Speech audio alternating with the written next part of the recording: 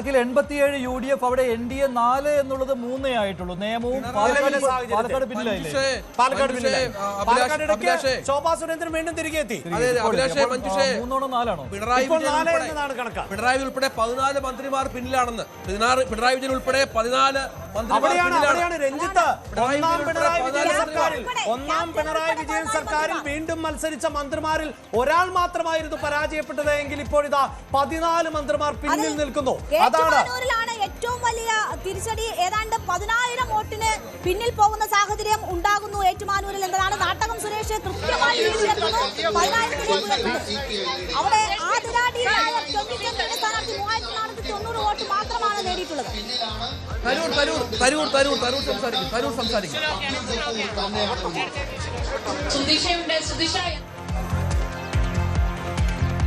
ശശി തരൂരിന്റെ പ്രതികരണമാണ് നമ്മൾ ശ്രദ്ധിക്കുന്നത്. മലമ്പുഴയിൽ ഇടതു മുന്നേറ്റം തന്നെയാണ്. 5,640 വോട്ടിനാണ് ഇടത് സ്ഥാനാർത്ഥി അവിടെ മുന്നിട്ട്. പത്തനാപുരത്ത് KB ഗണേഷ് കുമാർ ഇപ്പോൾ 1,435 വോട്ടിന് പിന്നിൽ. അതായത് ജ്യോതികുമാർ ചാമക്കാലയുടെ ലീഡ് കുറഞ്ഞിട്ടുണ്ട് അല്ലെ? 1,435 ആയിട്ട് കുറഞ്ഞിട്ടുണ്ട്. തമിഴ്നാട്ടിലേക്കും ബംഗാളിലേക്കും വളരെ വേഗം ഒന്ന് പോയി വരാൻ. തമിഴ്നാട്ടിൽ വിജയ് മുന്നിലാണ്, പക്ഷെ സ്റ്റാലിൻ കൊളത്തൂരിൽ പിന്നിലാണ്. മുഖ്യമന്ത്രി MK സ്റ്റാലിൻ. ഇവിടുത്തെ പിണറായി വിജയന്റെ അതേ അവസ്ഥ സ്റ്റാലിന് സംഭവിക്കുന്നു. സ്റ്റാലിൻ പിന്നിലാണ്. കൊളത്തൂരിൽ MK സ്റ്റാലിൻ പിന്നിൽ. ധർമ്മടത്ത് പിണറായി പിന്നിലാണെങ്കിൽ MK സ്റ്റാലിൻ അവിടെ പിന്നിൽ. വിജയ് അവിടെ മുന്നിലാണ്. 97 സീറ്റിൽ അവിടെ 97 സീറ്റിൽ DMK ഒരുപക്ഷെ AIDMKയും TVKയും ചേർന്ന് സർക്കാർ ഉണ്ടാക്കാനുള്ള എല്ലാ തരത്തിലുമാണ് അവിടുത്തെ ഫലം എന്നാണ് മനസ്സിലാക്കേണ്ടത്. AIDMKയും TVKയും ചേർന്ന് വിജയെ മുഖ്യമന്ത്രിയാക്കിക്കൊണ്ട് അവിടെ സർക്കാർ രൂപീകരിച്ചേക്കാം. ബംഗാളിൽ BJPയുടെ തേരോട്ടമാണ്. ബംഗാളിൽ മമതയുടെ 3 ടേം ഭരണത്തിൽ അറുതി വരുത്തിക്കൊണ്ട് ബംഗാളിൽ വലിയ ഭൂരിപക്ഷം BJP നേടുന്നു. അമിത്ഷായുടെയും മോദിയുടെയും ഐതിഹാസിക വിജയം. ബംഗാൾ തിരിച്ചുപിടിക്കുന്നു. അസമിൽ BJP മുന്നേറുന്നു. പുതുച്ചേരിയിലും BJP ആണ് ഭരണത്തിൽ. മാത്രമേ ഉള്ളൂ ഭരണവിരുദ്ധ വികാരമില്ലാത്തത്. മറ്റു 3 സംസ്ഥാനങ്ങളിലും ശക്തമായ ഭരണവിരുദ്ധ വികാരമുണ്ട് എന്നതിന്റെ സൂചനകൾ വരുന്നു. കായംകുളത്തേക്ക് വന്നാൽ M ലിജു ലീഡ് ഉയർത്തുന്നു. 1,327 വോട്ടായി ലീഡ് ഉയർത്തുന്നു 3 റൗണ്ട് പിന്നിടുമ്പോൾ. KB ഗണേഷ് കുമാർ 1,435 വോട്ടിന് പിന്നിലാണ്. അവിടെ ജ്യോതികുമാർ ചാമക്കാല കൃത്യമായി ലീഡ് ഉയർത്തുന്നത് കാണാം. VT ബൽറാമിന്റെ ഭൂരിപക്ഷം തൃത്താലയിൽ കൂടി. VT ബൽറാമിന്റെ ഭൂരിപക്ഷം കൂടിയിട്ട് അത് 1,091 ആയി. VT ബൽറാം 1,091 ലീഡ് ഉയർത്തിയിരിക്കുന്നു. 652 വോട്ടായി ശോഭാ സുരേന്ദ്രൻ പാലക്കാട്ട് 737 വോട്ടുകൾക്ക് മുന്നിൽ. ശോഭാ സുരേന്ദ്രൻ പാലക്കാട്ട് 737. നാട്ടികയിൽ ഗീതാ ഗോപി 2,000-ലധികം വോട്ടുകൾക്ക് ഇപ്പോൾ മുന്നിട്ട് നിൽക്കുന്നു എന്നതാണ്. KV Sumesh 3,11. Kondotty doctor P ജിജിയാണ് 1,100 വോട്ടുകൾക്ക്.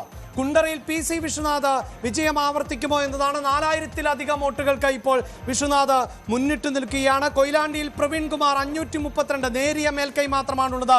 ഏറനാട് PK ബഷീർ 7,365 വോട്ടുകൾക്ക് ഇപ്പോൾ ലീഗിന്റെ PK ബഷീർ മുന്നിട്ട് നിൽക്കുന്നു. വൈപ്പിനിൽ MB ഷൈനിയാണ് മുന്നിട്ട് നിൽക്കുന്നത്. കുന്നംകുളത്ത് AC മൊയ്തീൻ. പാലായിൽ മാണി സി കാപ്പൻ ലീഡ് ഉയർന്നു. ഇപ്പോഴും പിന്നിൽ തന്നെയാണ്. പിന്നിൽ തന്നെയാണ് ഇപ്പോഴും പിന്നിൽ തന്നെ തുടരുന്നു. രമേശ് ചെന്നിത്തല ലീഡ് ഉയർത്തുന്നു. 7,000-ലധികം വോട്ടിന്റെ lead. And it is a victory of the people of Kerala.